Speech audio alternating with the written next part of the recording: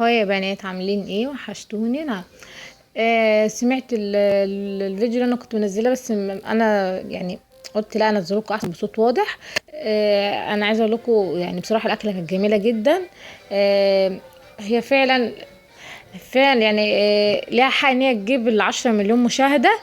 سريعة جدا ومش متعبة، هو بس ان انت كل تعملي تقطعي البصل بقى حسب الكمية اللي انت عايزاها، وتحطي تحطي اللي هي التوابل بتاعتك وخلاص، شكرا على كده. الاكلة خلصت. هو بس بتديها الصدمة بتاعتها، بتديها الصدمة، الشكل بتاعها يكون حلو كده، اللون الذهبي، وبعد كده بتنزلي بقى بالتوابل بتاعتك والبصل وخلاص بقى.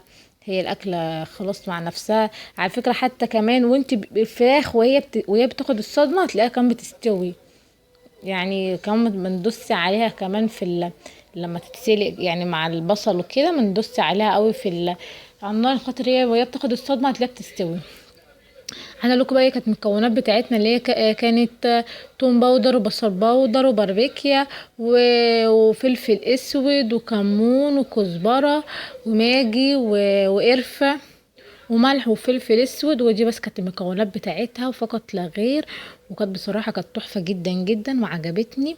متنسوش بقى يا بنات بقى اللايك والاشتراك، عشان اي حاجه هتلاقي هتعجبني وتبقى سريعه اخش اروح معاملاها ومعرفها لكم. وعايزه اقول لكم يا جماعه دي مش قناه اكل، انا اي اكله هتبقى تعجبني على اليوتيوب او سريعه انا هاجي هعملها، هنعملها مع بعض، او عادي ممكن نشارك بعض يومنا. ولو اللي حابه تعمل تعمل جنبها رز ابيض او رز اصفر، او ايا كان بقى انت حابه تعملي جنبها ايه، اعملي زي ما انت عايزه.